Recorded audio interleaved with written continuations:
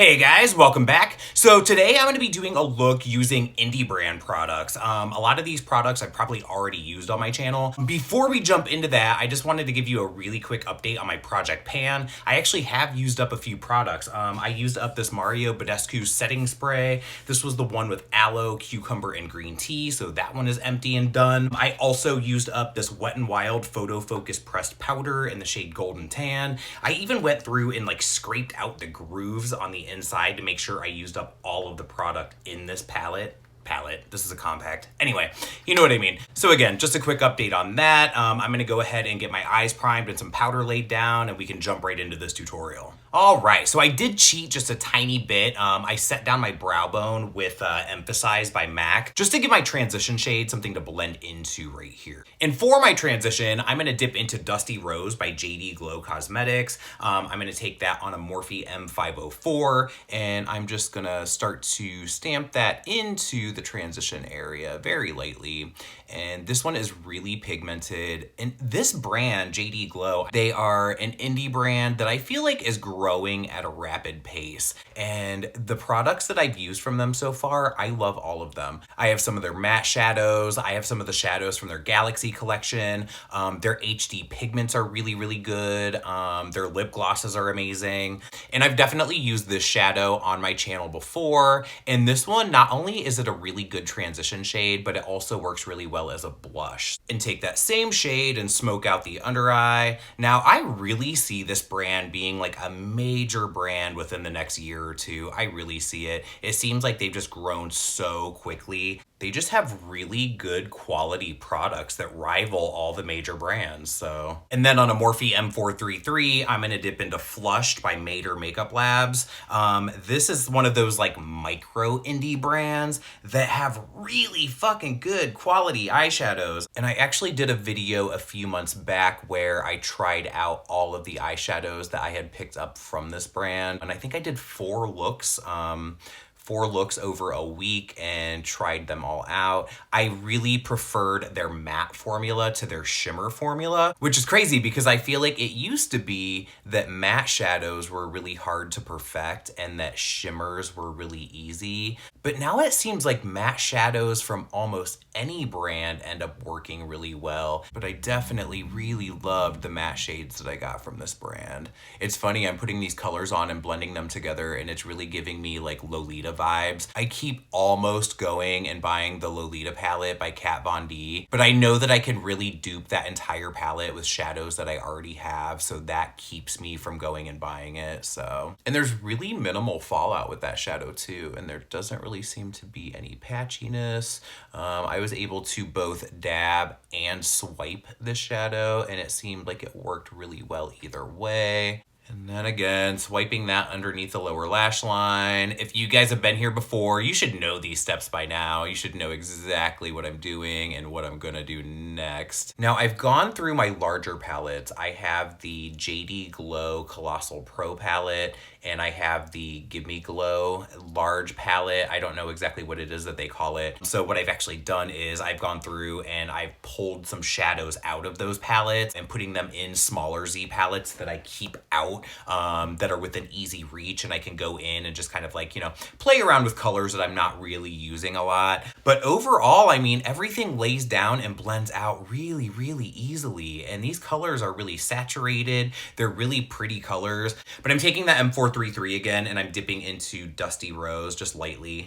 Tap off the excess, just because I want to blur the edge of Flushed and kind of merge those two colors in together. And some of these indie brands that I like, they're definitely more like an at-home indie, you know what I mean? It's it's literally people are making stuff in their kitchen. So I've kind of thought about maybe getting into that a little bit. I don't know the first thing about makeup production. I have no fucking idea. But maybe I should look around, ask around, maybe Google, see exactly what goes into creating makeup. It's funny, it's not something that I ever really thought about before until recently. Once I started using products that were definitely micro indie, these really, really small brands that are just kind of DIYing this makeup, and they're such fucking good quality products. I'm like, I could probably do this. But sometimes I feel like I just kind of half-ass my YouTube channel. So I'm like, is this one more side project that you could get into that you would just kind of half-ass? I don't know. I don't think that's the kind of thing that you should half-ass, you know? Especially when you're dealing with customers and whatnot.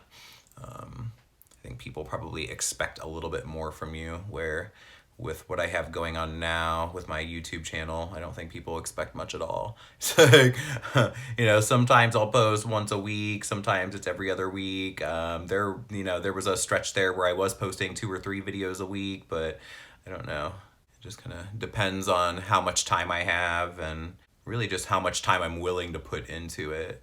Time is not an excuse. I feel like you have the time to do all kinds of shit.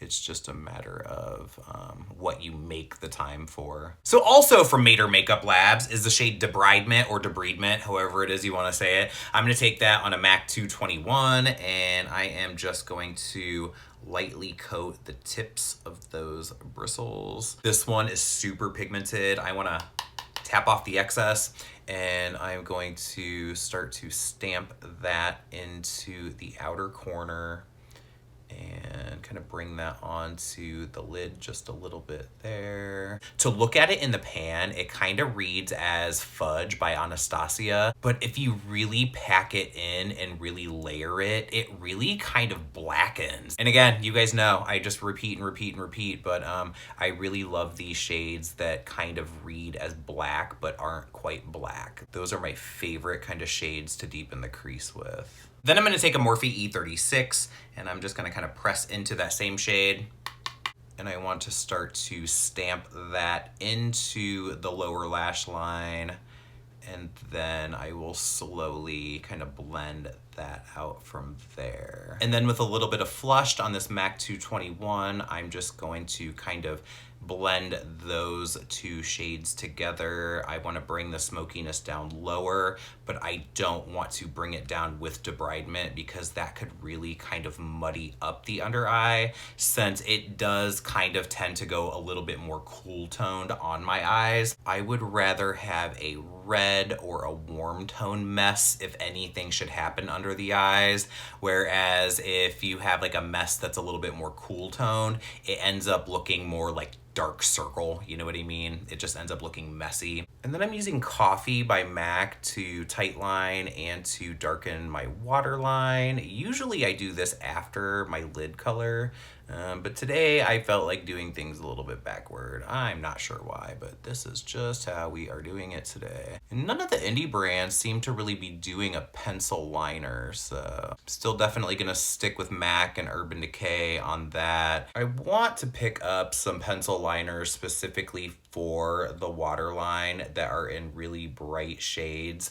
I know that on the MAC site, on the Pro site, I can pick up some of those, the chromographic pencils that come in like a bunch of colors. They have like a yellow and an orange and a green. They have all of like the bright rainbow shades, and I really want to pick some of those up. And I know that there was a brand that did it last year. Was it LA Girl or LA Colors or one of those that did like a whole pack that had like a bunch of different rainbow colors in it. I don't know what the quality of those was. I saw them online. I looked for them in stores, didn't see them, and then just kind of forgot about them. But have any of you guys tried those? Do you know what I'm talking about? But today, no color on the waterline, just brown. I'm gonna go ahead and move on to the upper lid now. I'm gonna use the shade Vintage Champagne. This is by VANESSA'S Vanity. This shade is so fucking good. You've seen this on my channel before. It's been a long time. I actually haven't used this color in quite a while. And as with any other shimmer shade that I ever use, you know what's happening now. I'm gonna take some of the NYX Glitter Primer and I'm just gonna pack that one all over the lid,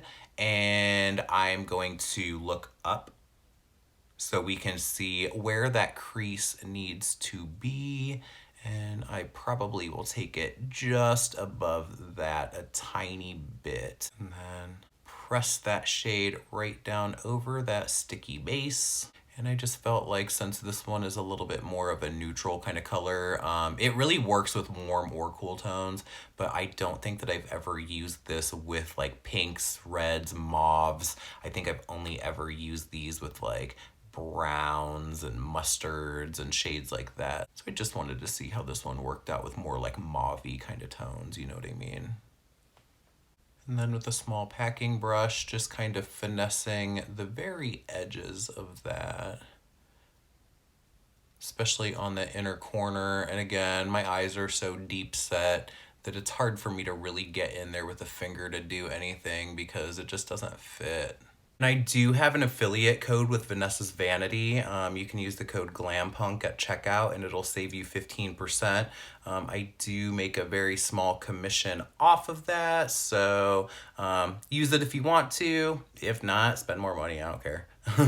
And then with that 221, just going in and making sure that the underneath is blended out how I want it. And you guys know that I love a glitter inner corner, and that's what we're doing today. And to stick with the theme of vintage champagne on the lid, I'm gonna go into glittery champagne. Is that what it's called? Yeah, glittery champagne from Give Me Glow Cosmetics. And just to show you guys how opaque this glitter is, so I'm gonna kind of dip into there with my finger. I've got a little bit on the tip of my finger. It just goes on really opaque. Like, you probably don't even need a base for it. It really sticks on there really well. But I'm still gonna go ahead and lay down the NYX Glitter Primer in there because I just wanna make sure that once that glitter is set down, that it is not going anywhere. And then press that right on top.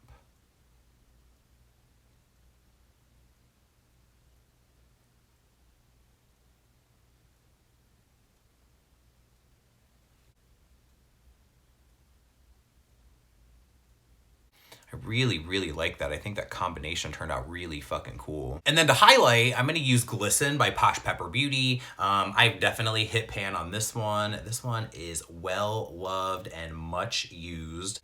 This one's almost kind of like champagne pop for really fair skin.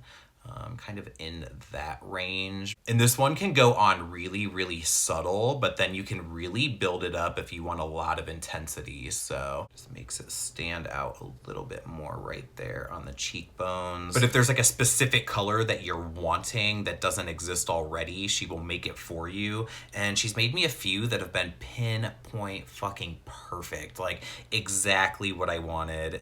In fact, I think that the first shade she made for me, Glam Gold, I think she just offers it now on her site because I think that one ended up being really popular. It's like a gold base kind of, but it has like a green shift to it. It's almost more, it's like a green highlighter. When I ordered that one, that shade just didn't exist. And I think that you can kind of buy green highlighters now, but they just didn't have them anywhere at that time. So that's definitely been a favorite for a few years now. Okay, so all we really have left then is lips. I already have on a lip liner. I have the Urban Decay 24/7 Glide On Lip Pencil in the shade Rush. I went ahead and traced my lips out with that and then just kind of took my finger and kind of blurred out the edges just to kind of soften up the lip line there. I didn't want it to look too drawn on.